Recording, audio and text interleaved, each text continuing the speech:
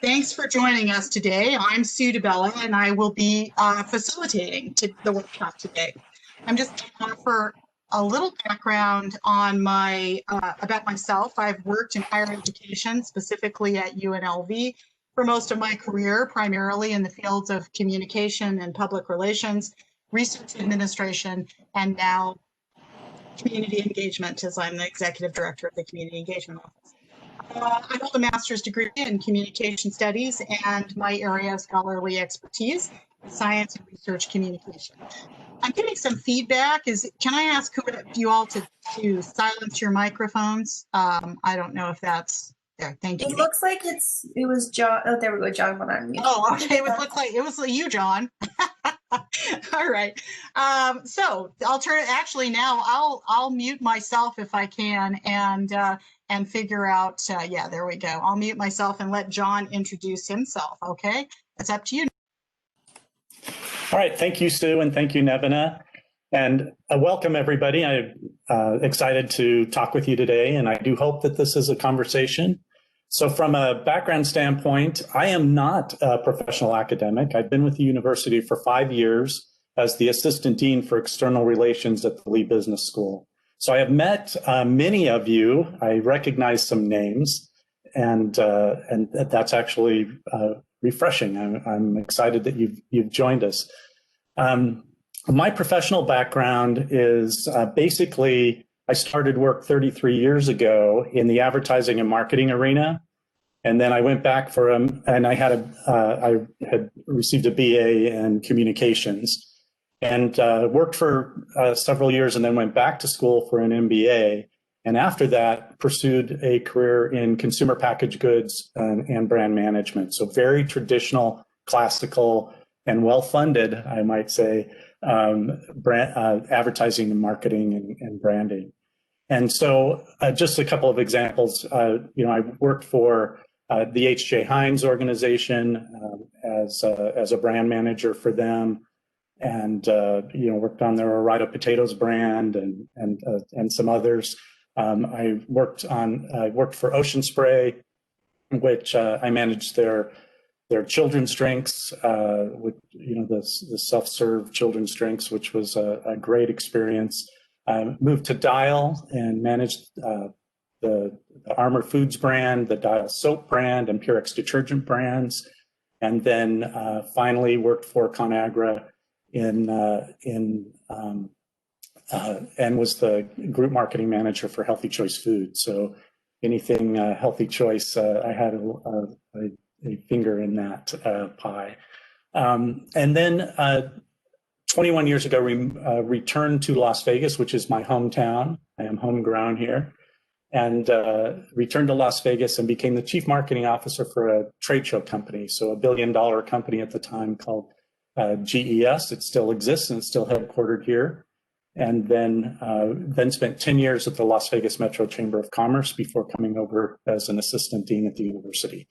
So I also am an instructor in the executive MBA program. I teach branding and marketing, but I also teach undergrad, the strategic marketing class. So those of you who have business degrees, it was Management 367, which is basically human resources from the employer's perspective. And so that will be what I'll bring to the table today is kind of my life, my professional life journey, and hopefully some of that applies to our discussion today. I'll turn it back to Sue. All right, great. Thanks, John. So John and I will be talking today about professionalism for about half of our time, and then we hope to have a discussion with you. And so if we actually have some questions for you, we want to get your feedback on what you think professionalism is today. And so please take note of your thoughts as we're going along, because we hope to hear questions from you as well. So let's go ahead and get started. Well, and sure enough. Oh, there we are. Okay. Professional etiquette now versus then. And I just want to give a little bit of context about professional etiquette. So we know that the term professional etiquette sounds like sort of an antiquated concept. sort of like something out of the Mad Men era, like something you'd see in this photograph here. But I think the reason for that is that the term etiquette is the problem. And I think etiquette sounds like something silly that Miss Manners would come up with, like, you know, what color of shoes to wear at certain times of year, or who should pour the tea first in that setting. So, but John and I really believe that there are more important standard practices that are enduring in the workplace today. And I think, and even in higher ed, and I think that that's what we want to discuss, the ones that are more enduring. So we'll explore some ideas and techniques that will help you focus on what makes a good professional impression in a variety of contexts. So, but first, a few qualifiers. As John and I sat down to develop this workshop, we both recognized that the term professionalism and related behaviors are rooted in cultural norms that have marginalized many individuals over time. And we acknowledge the inherent cultural biases that are embedded in many of the standards that are still in use today. We have been around, between the two of us, we have been around a long time, and we have some perspective on the evolution of these cultural norms and standards, and we hope to share with you what we believe are practices that will serve you well. That said, professionalism standards vary in every organization and vary with each passing day. So please recognize that our advice is just that, and it is based on our experience with an eye toward the constantly evolving nature of the workplace. All right, let's get on with it. So just want to offer some context for professionalism. So I really like this quote that comes, well, actually, it's a sort of a paraphrase of something from UNLV's Workforce Development Task Force, and I'm on that task force. And I like the way that they phrase this, and I think it gives good context to the concept of professionalism. Someone who exhibits professionalism understands and demonstrates behaviors and work habits consistent with the standards within specific careers and organizational ecosystems, while appreciating and accepting the cultural richness of colleagues. I really like this. I think it kind of gives a good overview, but there are some categories of behaviors and habits that really help to better define what professionalism really is. So I'm going to run through these categories with you, and I'm sorry for not having a separate slide for this, but it's all text, so it just would be boring anyway. But I want to just share a few ideas. So if you are exhibiting professionalism, you first demonstrate accountability and responsibility. You show that you're accountable for your work and your actions. You use time productively and focus on job responsibilities, and you prioritize, plan, and manage assignments and projects. Second area, you show initiative and problem solving. You can anticipate what needs to be done, and you try to do it within the scope of your job. If you introduce a problem, you try to solve it yourself or make suggestions for solving it. You try to go as far as you can with problem solving within the scope of your work and your job. But still, you can follow instructions and organizational policies. Third area, you demonstrate consistency.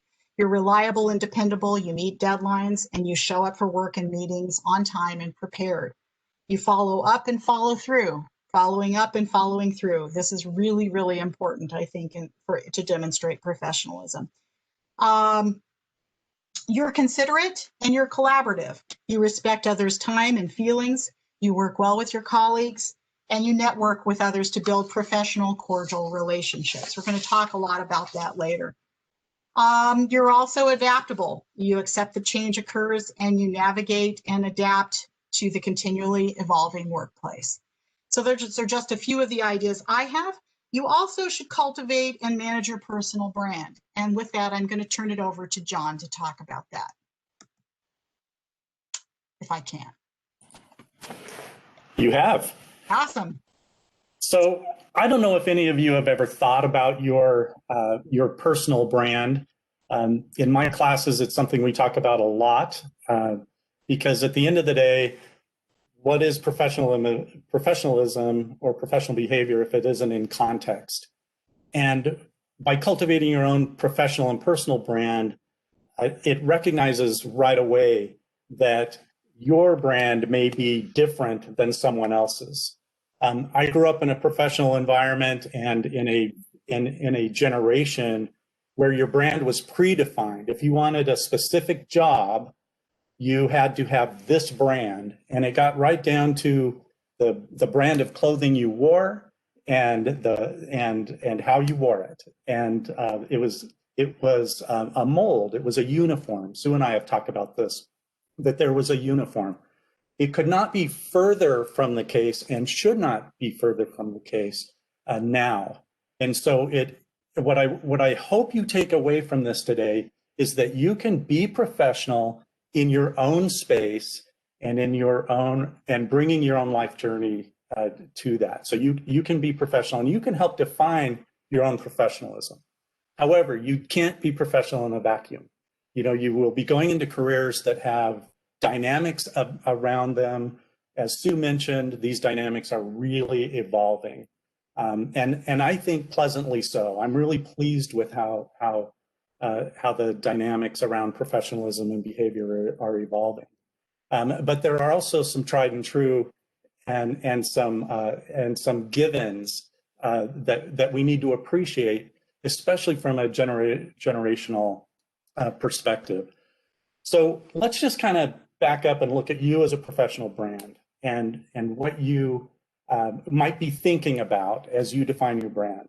Probably up until now, your professional brand has been, they're listed here, it may be around your academic achievement.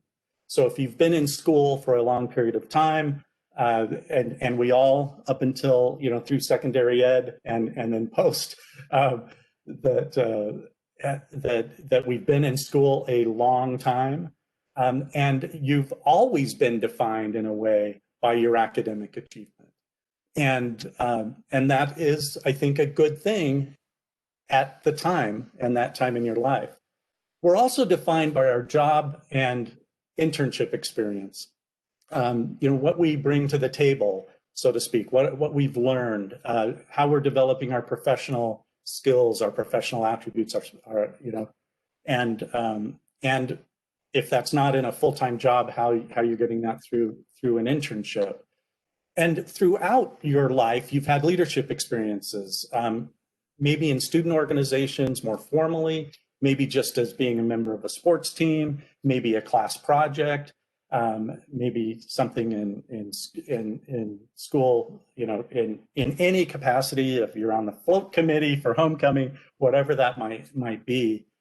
And you're developing technical, interpersonal, and organizational skills through all of that. Some of you, and I know many of you, especially at UNLV with the focus that we have on community service and service learning, many of you will have developed your skill set through volunteerism or through community service in some other way. And I'm amazed, truly amazed at every time I see our students and see a list of what they do or hear about some amazing things that you have done. And then, you know, you're defined by your awards and your special achievements and your competition. So, you know, traditional interviewing and professionalism has usually been around those skills. When you're interviewing with somebody, they're trying to kind of get that out of you. At the end of the day, they're looking for a well-rounded individual. They're not looking for anybody that has only had academic achievement or only had job experience or only had, you know, a degree of leadership experience. They're looking for all of you, you know, for your entire self. And I know that sounds a little ethereal, but you know what? It's truly, that's what they're looking for, a well-rounded individual. Now, this very last bullet point on here is life journey. I can tell you that when I was going up through my career, life journey was not important. And when I'm talking about life journey, I'm referring back to what Sue said about recognizing and appreciating the richness of cultural experiences. That just, you didn't delve into that generally. You kind of had work at work and home at home, and they almost weren't allowed to intersect. And that is not the case now. So I want to introduce the concept of emotional intelligence. So let's just go to the next slide, Sue. So this whole emotional quotient or EQ, let's put it into some context. So you've all heard of IQ. So that's as listed here or noted here. Oh, as noted here, it's the intellectual intelligence. So it's basically what you think. You know, you measure that through your standardized tests or testing of your rationale or your demonstration of the wisdom that you've achieved. And then go to the bottom where it's your XQ, which is your experience intelligence. So that's basically what you have done, what I have done, what you have done. And that's the quality and quantity of your experiences. And the gist here is you learn by doing. But then there's this emotional intelligence. It's what you feel. And I know everybody's going, oh, what do I feel? You know, who talks about that? Well, you know what, that is, it's so important to demonstrate or to develop how you effectively interact with others. And that includes a self-awareness, a strong self-awareness, and self-management, right? So if you look at the graphic up in the corner, you get your EQ, your IQ, and your XQ translate into the whole person and translate into a great leader. So I know that all seems kind of fluffy, right? Let's go to the next slide, Sue, because I want to put this into perspective. So this chart is produced from work by the Georgetown University Public Policy Institute Center, or Public Policy Center on Education and Workforce. And what they did is ask employers what they valued most, what skills they valued most, not necessarily abilities, what skills they valued most.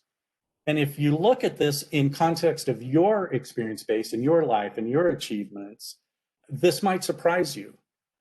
If you just focus on the dark blue on the right, that is basically the level of intensity. On a scale of 0 to 100, how many said that communications was important, and specifically active listening, speaking, reading comprehension, and then analysis, critical thinking, monitoring, and coordination. And then under leadership, social perceptiveness, decision-making. What surprises me, and maybe what would surprise you, is that communications is first, because your entire life up till now, your academic career has probably been around the intellectual side. And often, and especially now, you are often the smartest person in the room when you walk in, you know, because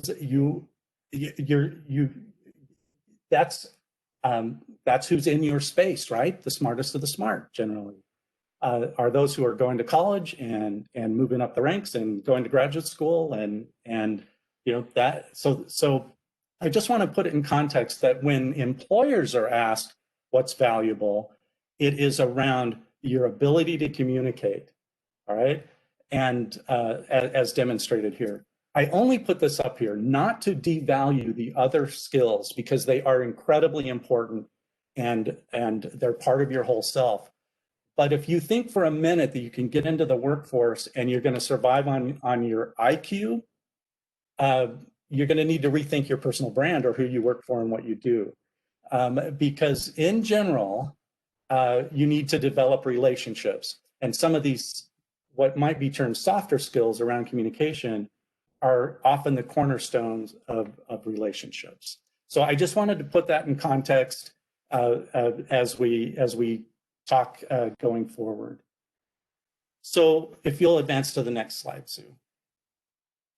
So I just want to talk to you about some interviewing tips. And I know this may seem really technical or maybe a little boring. You've all had lots of advice on interviewing tips. But I want to actually dig into each of these. And remember, this is from an employer's perspective. So I said I've been working professionally since 1982 and in a trade for several years before that. But these are I'm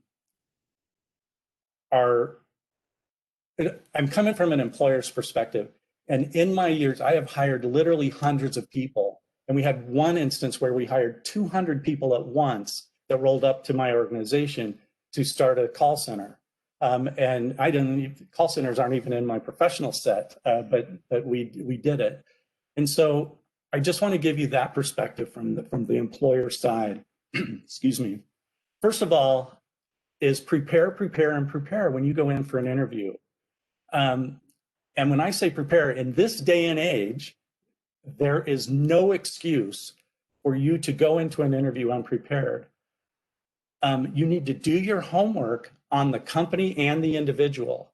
I will tell you that even now, when I speak to somebody, I will have their LinkedIn profile usually up on my screen.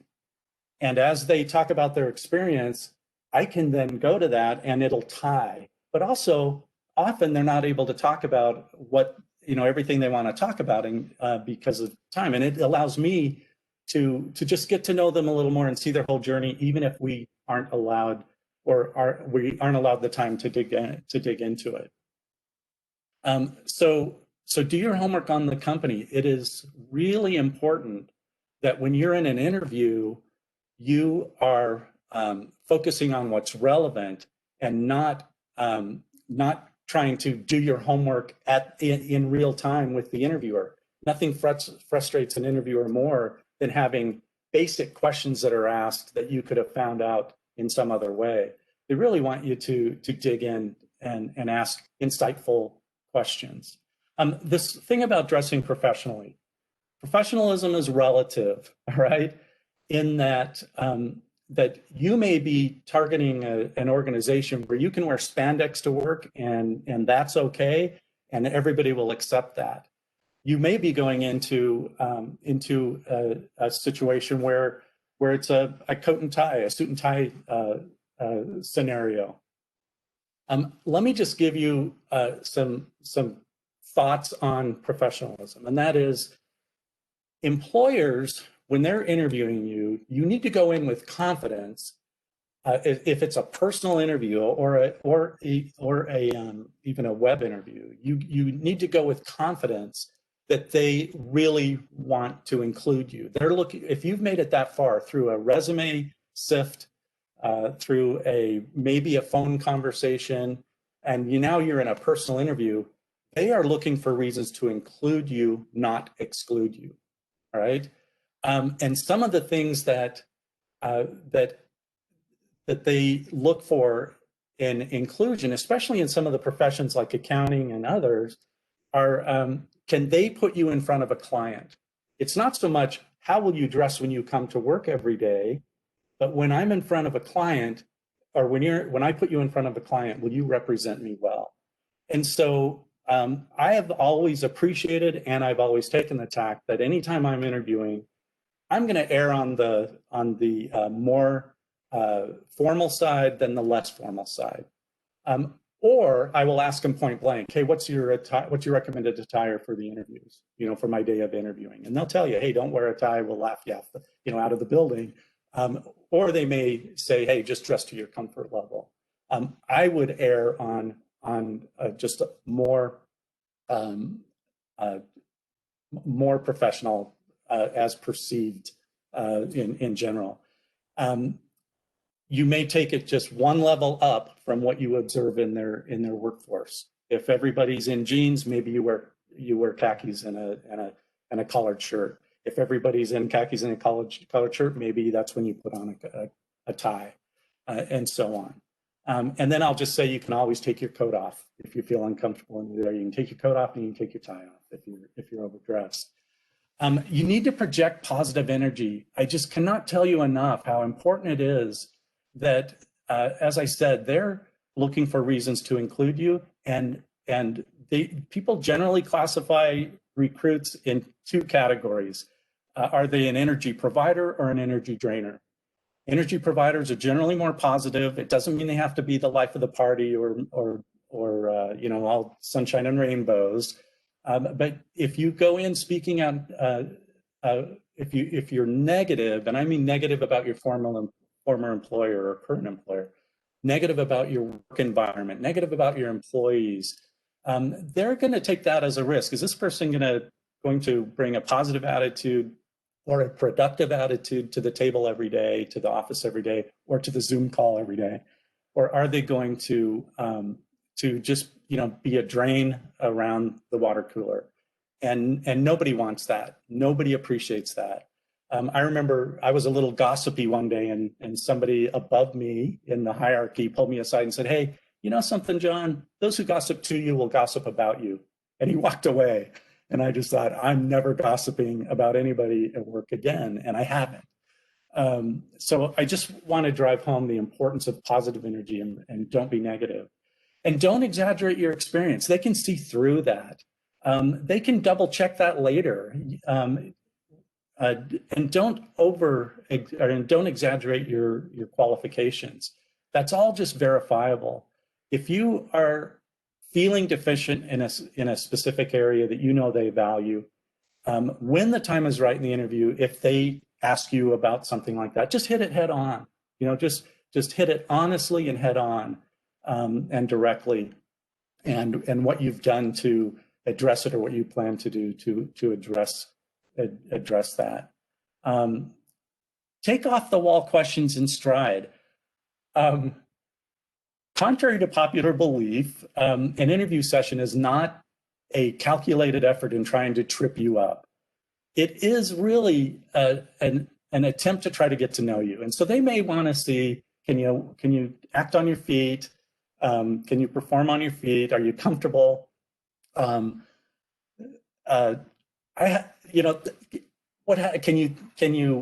you have a sense of humor?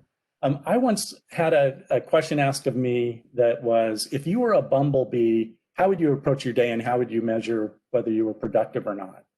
And I'm like, okay, they're really not asking if, what I think is a bumblebee. They want to know how I'm going to approach my work, and can I think creatively, and will I embrace that? And the very first thing I said was, I'd be thrilled to be a bumblebee, and then went from there, and got a laugh out of them, and we moved on.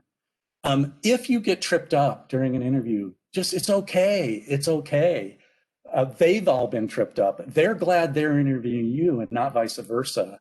That pause, take a deep breath, collect your thoughts, and then give them an answer. They'll appreciate that much more than you just, getting off track, thinking of trying to make it up as you go. It's okay to take a deep breath and think about it. Ask informed questions. If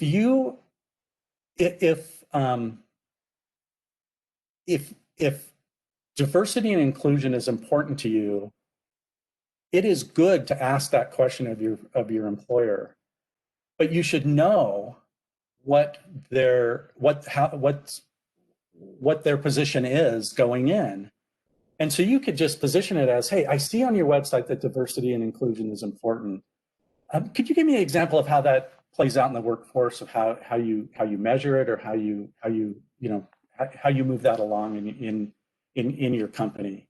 It just says that, hey, you looked at the website, it's important, but it's also important to you. And then avoid controversial subjects. I mean, they all, politics, religion, and other things. You just don't go there. That's for later, when you're getting to know people on a personal level, or never. All right, but not during the interview process.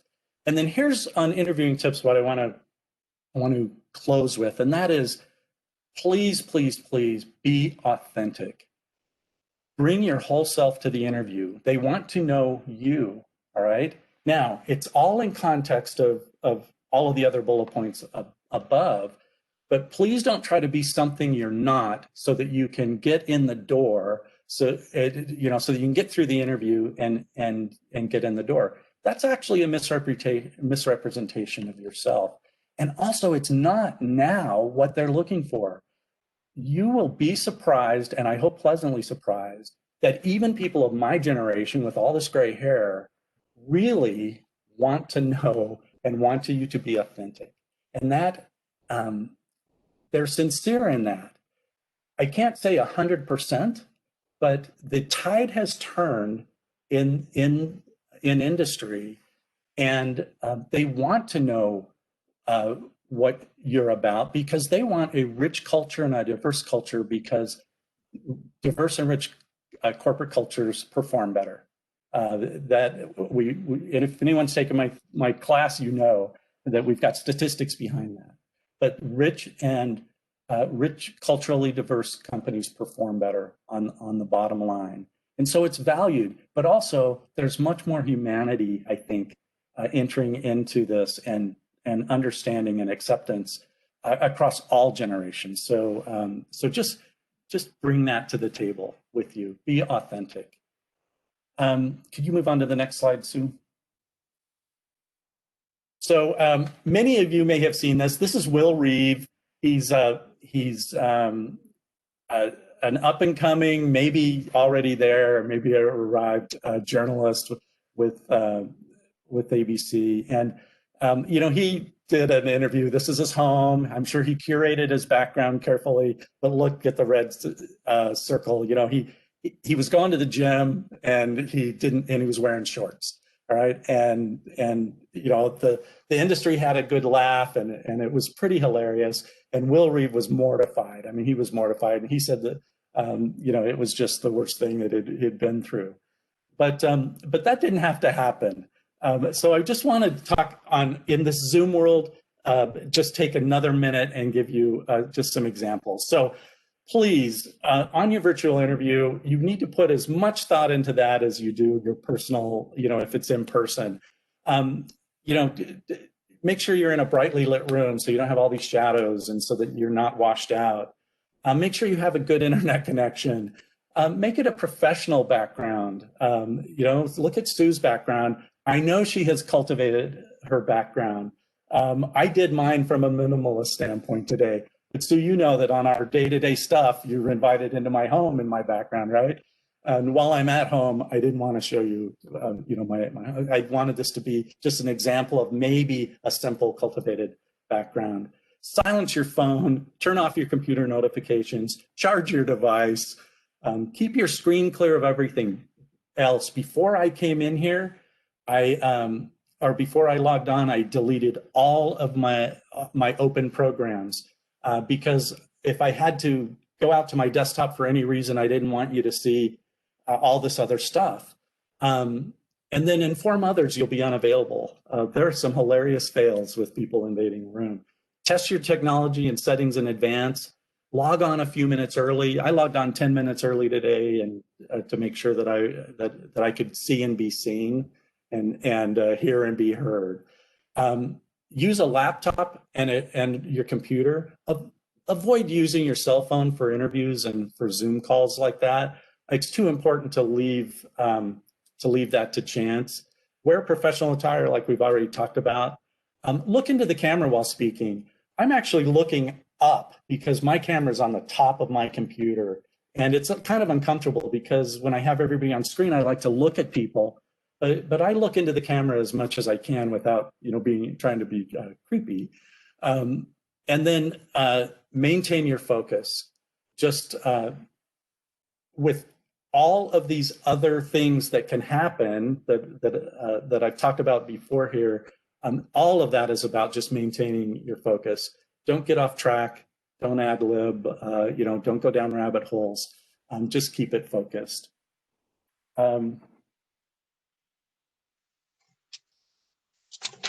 With this, I am going to turn it over to Sue to talk about networking tips, and I'm going to mute.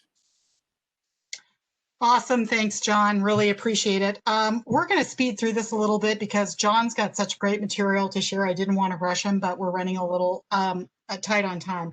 So I just want to give some brief context for networking.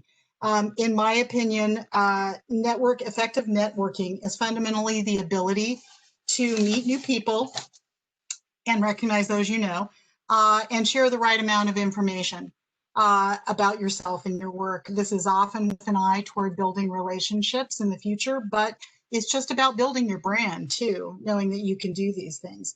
So meeting new people without having someone introduce you can be challenging, but you can learn this. And some of the tips that I'm going to share with you today we'll talk about how to do this.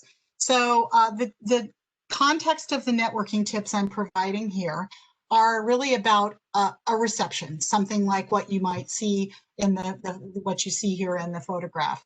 So let's just jump into those and talk about each of those.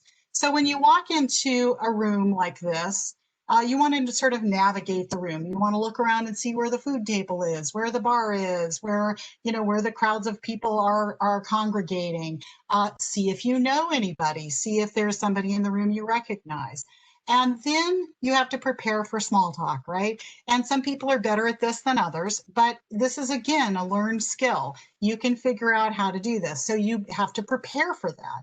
And the thing to do is to have a few key topics available to yourself for yourself to use in your hip pocket. And that can be, a variety of things, and you'll have to find what's best for you. But I might suggest a reception usually follows an event of some kind. So talk about that event or activity, talk about the room, talk about the food, talk about the drinks, talk about the architecture, talk about traffic getting there, whatever the situation is that you think is appropriate for that context. There is a skill to this, but also you also want to, of course, introduce yourself first before all of this gets started. And you want to be able to summarize. So you don't want to go on and on too much detail about, excuse me, about yourself. You want to be able to do basically what we have a couple of lines about what your background is, and let the other person ask you about it, right? If they want to know more, they'll ask. Then you're tasked with keeping the conversation going. And the way you do that is by asking questions, and then hoping that the other person in turn asks you questions as well. You have to give them room to do that, though. So try to feel through the conversation in a way that will keep it going, and ask appropriate questions, listen well, and so on. So as you're going through the conversation, don't go into too much detail about any one subject. You'll see people's eyes glaze over, and you can tell this if you pay attention to the nonverbal cues that you're getting. So you don't want to go into too much detail. Try to have a summary about your research or about the area that you study, or your work, whatever that may be, but don't go into too much detail. And then pay attention to the cues from the other person. If they're looking away, or they're staring, looking at their watch, you're starting to get some nonverbal cues, and then it's time to move on. So knowing when it's time to move on is a very important thing, because you want to be able to tell before someone tells you, right? So you want to be able to anticipate that a little bit by reading the situation, and then exchange contact info if it's appropriate. So that's an important thing to remember, is knowing how to leave the situation as well. So moving on to the next thing, we are, of course, in a virtual world now. In-person meetings are no longer an occurrence, so we have to adapt to that. And by doing so, you can figure out a new place to meet people. And so networking now has to be intentional and planned, and you have to find ways to connect with people. So you can do that through social media or through email or other means. Set up a virtual networking meeting, do a meet and greet just to find out a little more about the other person and to tell them about yourself. And then, but also have a sense of what you want to accomplish in that meeting. And I'm going to apologize because I have a dog in the room with me who may show up at some point in time, which is going to be my next point. You can hear him now. Some tips about meetings. And one of my tips is, when you're in the virtual environment, be aware that anything can happen. If the Amazon person comes to deliver something, my house turns into chaos because I have 3 dogs. So be flexible about that. Just realize that everybody's going through that right now. People have their kids coming into the shot. It's just anything can happen.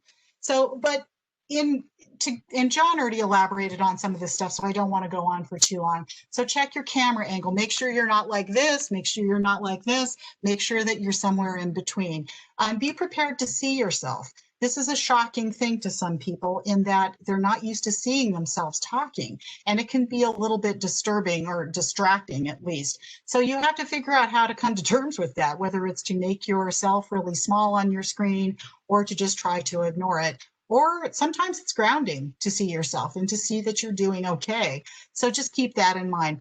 Try to curate your background. John has already talked about that. Let me just say that it's better to have a blank background with hardly anything behind you than a big, messy, unmade bed. But also, don't be afraid to greet people when you come into a virtual meeting when there's a lot of people on the call. Just have to kind of read the virtual room and see if there is, see what the status of the situation is, see if people are being friendly and chatting or not. Microphone etiquette, I think everyone knows that by now. Try to turn off your microphone when you're not speaking. And I also advocate turning on your video as much as possible, especially when you're going to talk. It's comforting to know who you're talking to if you're in the virtual environment. So keep that in mind. I think that's a very important thing to remember. Moving on, wait, went the wrong way. I'm just going to give you some just really quick email tips because we're running out of time and I want to be sure we have a chance to allow you to ask questions or to get your feedback.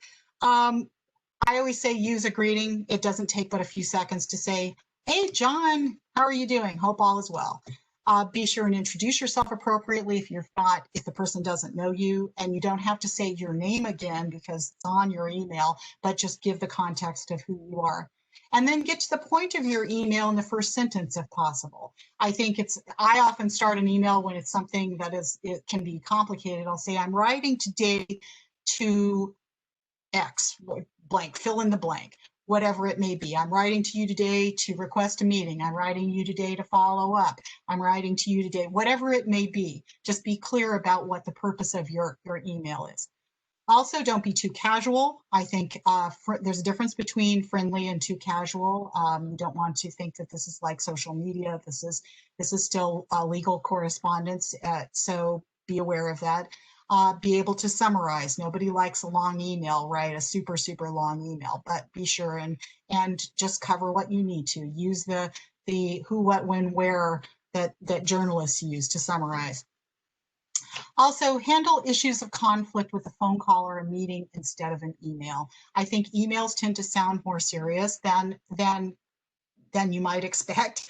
So if you sense that conflict is real, pick up the phone or try to set up a meeting to discuss whatever the issue is. And finally, include ways to contact yourself so that they can contact you if the person has some follow-up that they want to do.